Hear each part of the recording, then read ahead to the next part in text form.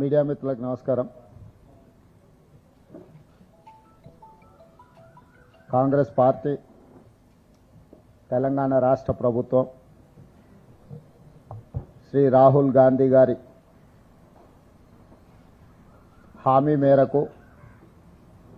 భారత్ జోడో యాత్ర సందర్భంగా తెలంగాణ రాష్ట్ర పర్యటనలో తెలంగాణలో కాంగ్రెస్ పార్టీ ప్రభుత్వాన్ని ఏర్పాటు చేసిన తర్వాత బలహీన వర్గాలకు సంబంధించిన రిజర్వేషన్లు పెంచడము, తెలంగాణ రాష్ట్రంలో ఉన్న జనాభాను లెక్కించడమే కాకుండా అన్ని కులాల యొక్క వివరాలను సేకరించి బలహీన వర్గాలకు సంబంధించిన రిజర్వేషన్లు పెంచడము, తెలంగాణ రాష్ట్రంలో ఉన్న జనాభాను లెక్కించడమే కాకుండా అన్ని కులాల యొక్క వివరాలను సేకరించి ఆయా సామాజిక వర్గాలకు చేయాల్సిన న్యాయాన్ని చేయడానికి అవసరమైన ప్రణాళికలు సిద్ధం చేస్తామని వారు పాదయాత్ర సందర్భంగా తెలంగాణ ప్రజలకు హామీ ఇవ్వడం జరిగింది. శ్రీ రాహుల్ గాంధీ గారి భారత్ జోడో యాత్ర సందర్భంగా ఇచ్చిన హామీ మేరకు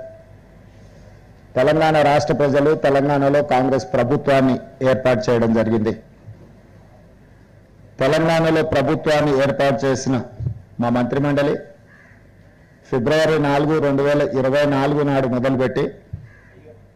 ఫిబ్రవరి 4, 2025 నాటికి జనగణనలో కులగణన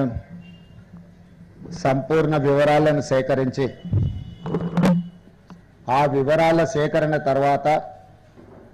విద్యా ఉద్యోగ అవకాశాలలో 42% ఓబీసీలకు రిజర్వేషన్లు ఇవ్వాలి. అదేవిధంగా రాజకీయాలకు సంబంధించి స్థానిక సంస్థలలో 42% రిజర్వేషన్లు ఇవ్వాలి అని శాసనసభలో 2 బిల్లులను ఆమోదించి గవర్నర్ గారికి పంపించడం జరిగింది. అదేవిధంగా స్థానిక సంస్థల ఎన్నికలను హైకోర్టు సెప్టెంబర్ 30 తారీఖు లోపల నిర్వహించమని ఆదేశాలు ఇచ్చిన తర్వాత ఎన్నికల నిర్వహణకు అడ్డు వస్తున్న ప్రతిబంధకాలను పరిశీలించినప్పుడు 2018లో చంద్రశేఖరరావు గారు స్థానిక సంస్థల్లో 50% మించకూడదు రిజర్వేషన్లు, 50% పరిమితం చేస్తూ టీఆర్ఎస్ ప్రభుత్వం చేసిన చట్టం అడ్డంకిగా మారడంతో అప్పటికప్పుడు మా ప్రభుత్వం ఆర్డినెన్స్ ద్వారా చంద్రశేఖరరావు గారు తెచ్చిన చట్టాన్ని సవరించి గవర్నర్ గారికి పంపించడం జరిగింది. ఆ ఆర్డినెన్స్ను కూడా గవర్నర్ గారు రాష్ట్రపతి ఆమోదం కోసం పంపించడంతో 4 నెలల క్రితం విద్యా ఉద్యోగ అవకాశాలలో 42% రిజర్వేషన్లు ఓబీసీలకు, స్థానిక సంస్థల ఎన్నికలలో 42% రిజర్వేషన్లు ఓబీసీలకు 2 బిల్లులు దాదాపుగా 4 నెలలు పూర్తయినా రాష్ట్రపతి గారు ఆమోదించలేదు. అదేవిధంగా చంద్రశేఖరరావు గారు తెచ్చిన చట్టం బీసీ రిజర్వేషన్లను 42% పెంచడానికి అడ్డంకిగా మారడంతో ఆ అడ్డంకిని తొలగించి ఆర్డినెన్స్ను కూడా రాష్ట్రపతి ఆమోదం కోసం ఎదురు చూస్తున్నది.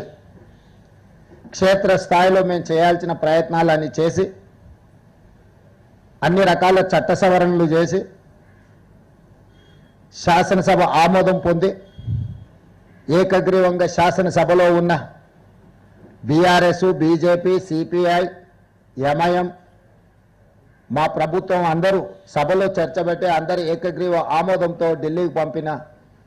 ఈ చట్టాలు అమలు జరగకుండా వాయిదా పడుతూ వస్తుంది. అందుకే ఇది రాష్ట్ర స్థాయిలో కాదు జాతీయ స్థాయిలో ఒక పోరాట కార్యాచరణను చేపట్టాలి. ఈ పోరాటంలో జాతీయ అధ్యక్షులు రాజ్యసభలో అపోజిషన్ లీడర్ మల్లికార్జున్ ఖర్గే గారిని, Lok Sabha leader of opposition Shri Rahul Gandhi గారిని, 100 మంది కాంగ్రెస్ పార్లమెంట్ సభ్యులందరూ కూడా సహకారం తీసుకొని లోక్సభ రాజ్యసభలో తెలంగాణ కోసం ఓబీసీ రిజర్వేషన్ల కోసం తీసుకున్న నిర్ణయాలు వాయిదా పడడానికి కేంద్ర ప్రభుత్వాన్ని ప్రశ్నించడానికి మేమందరం ఢిల్లీకి వచ్చి